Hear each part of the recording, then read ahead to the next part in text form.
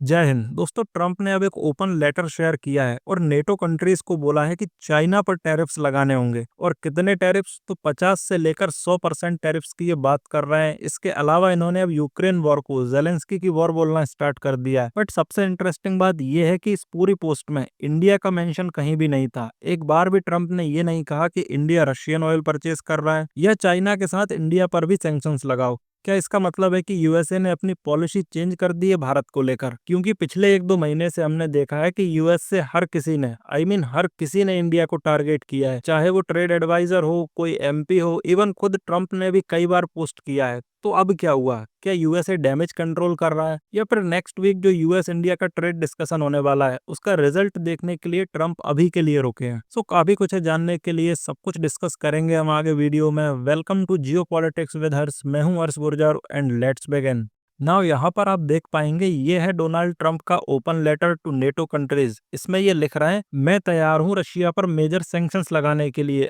अगर सभी NATO countries agree करती हैं और नेटो कंट्रीज खुद भी सैंक्शंस लगाती हैं। साथ ही यहाँ यहाँ पर इन्होंने कैपिटल लेटर्स में लिखा है और ज्यादा जोर देकर कि नेटो कंट्रीज जो रशिया से ऑयल बाय कर रही हैं वो भी बंद करना होगा। उसके बाद ये कहते हैं कि जब नेटो कंट्रीज ही ऑयल परचेज कर रहे हैं और सैंक्शंस नहीं लगा रहे हैं रशिया पर, तो इससे हमारी बार्गेनिंग पावर कम हो रही है। Anyway, I am ready to go when you are. बस ये बताओ कि कब।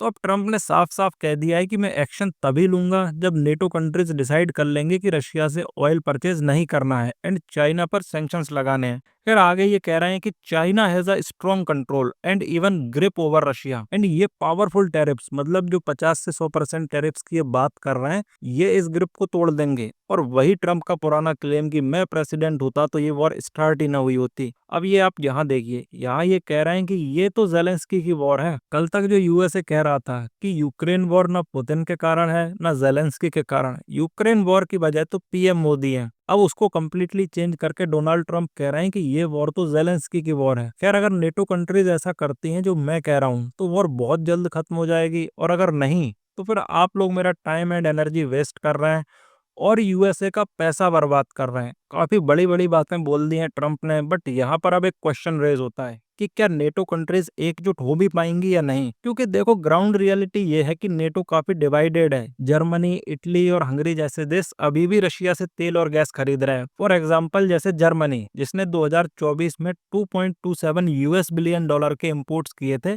एंड अब भी इनडायरेक्टली रशियन एलएनजी खरीद रहा है, जिसकी वजह से यूरोपियन यूनियन के ओवरऑल रशियन गैस इंपोर्ट्स 18% तक बढ़ चुके हैं। इटली जो अभी भी अपनी 9% गैस आपूर्ति रशिया से पूरी करता है, और हंगरी जो जून 2025 में ही 356 मिलियन के साथ सबसे बड़ा यूरोपियन यूनियन इंपोर्टर था, जिसमें क्रूड ऑयल ही 165 मिलियन का था। इन कंट्रीज की पूरी एनर्जी सिक्योरिटी ही इसी पर डिपेंड करती है। अगर ट्रंप के कहने पर ये हैवी सैंक्शंस इंपोज करते हैं और रशिया के साथ ट्रेड कट कर देते हैं तो इन देशों की इकोनॉमी कोलैप्स की तरफ चली जाएगी। इसलिए मैं कह रहा हूँ कि नेटो के अंदर एक क्लियर स्प्लिट है। कुछ देश सैंक्शंस के फेवर में हैं और अफोर्ड भी कर सकते हैं, लेकिन कुछ कंट्रीज ये अफोर्ड नहीं कर सकती, जैसे हंगरी है जो ओपनली रशियन इंपोर्ट्स कंटिन्यू करने की बात करता है। यही वजह है कि अब तक एक स्ट्रॉन्ग और यूनाइटेड सैंक्शंस पॉलिसी नहीं बन पाई है। और ट्रंप का जो ऑल और नथिंग अप्रोच है ना, मतलब कि या तो सब साथ में करें या फिर कुछ भी ना हो, जिसमें वो नेटो से मांग कर रहे हैं कि पहले सब रशियन ऑयल खरीदना बंद करे तभी यूएस मेजर सैंक्शंस लगाएगा। तो ये चीज प्रैक्टिकली अप्लाई करना मुझे तो बहुत मुश्किल लगती है। इसके अलावा अगर हम देखें तो ट्रंप ने अपने लेटर में स्पेसिफिकली कहा है कि चाइना का एक ग्रिप है रशिया पर, और अगर नेटो यूनाइटेड होकर 50 से 100% टैरिफ लगाता है तो वो ग्रिप टूट जाएगी। लेकिन रियलिटी थोड़ी अलग है। यूक्रेन वॉर के बाद रशिया की डिपेंडेंसी चाइना पर एक्चुअली और ज्यादा बढ़ गई है। रशिया के ऑयल और गैस का सबसे बड़ा बायर अब चाइना बन गया है। साथ ही मॉस्को को टेक्नोलॉजी और इलेक्ट्रॉनिक कंपोनेंट्स के लिए भी बीजिंग पर रिलाय करना पड़ रहा है।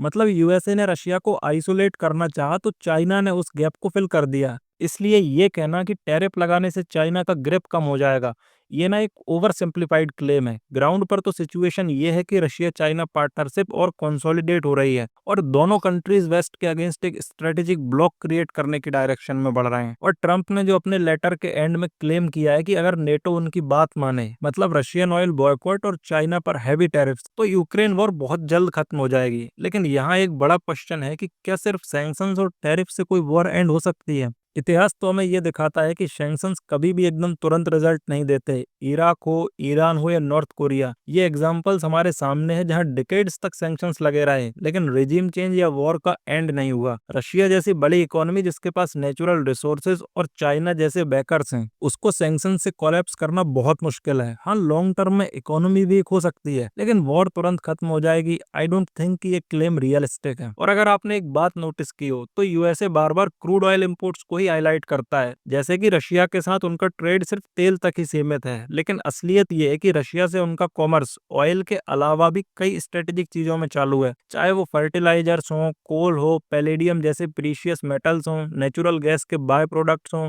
और सबसे बड़ा न्यूक्लियर फ्यूल जिसमें कि यूरेनियम और एनरिच्ड कंपोनेंट्स आते हैं। 2024 में भी यूरोपियन यूनियन के न्यूक्लियर प्लांट्स का एक बड़ा हिस्सा रशियन यूरेनियम पे चला है। यानी जब दुनिया में रशिया को अलग करने का लेक्चर दिया जा रहा है, उस वक्त भी वेस्ट अपने एसेंशियल सेक्टर्स के लिए मॉस्को पे डिपेंडेंट है। क्रूड ऑयल पे जो मोरल ड्रामा किया जा रहा है वो एक चुनिंदा कहानी है। सच्चाई ये दिखाती है कि सैंक्शंस का दायरा अधूरा है और वेस्ट ने अपने फायदे के लिए कुछ कमोडिटीज छोड़ रखी हैं। और जहां तक सवाल है इंडिया के मेंशन का, तो देखो ट्रंप ने रिसेंटली एक्सेप्ट किया था कि हाँ, उनके टैरिफ्स की वजह से इंडिया यूएस के बीच फ्रिक्शन क्रिएट हुआ है। तो आई थिंक कि अब ट्रंप वेट कर रहे होंगे कि नेक्स्ट वीक जो ट्रेड डिस्कशन होगा इंडिया के साथ, उससे पहले इंडिया को टारगेट न करें एंड उसके आउटकम का वेट करें। खैर, आप बताइए कि आपका क्या सोचना है? क्या ट्रंप नेटो पर ट्रेड का ब्लेम डालकर यूएसए को साइड कर रहे हैं एंड इंडिया को मेंशन न करने के पीछे भी कोई ऐसा रीजन है जो कि मैं नहीं देख पा रहा हूँ? कमेंट करिएगा अपना पॉइंट ऑफ व्यू। मैं मिलूंगा आपसे अगली वीडियो में। For the time being this was all from my side. Thank you for watching. This is Harsh Gurjar signing off.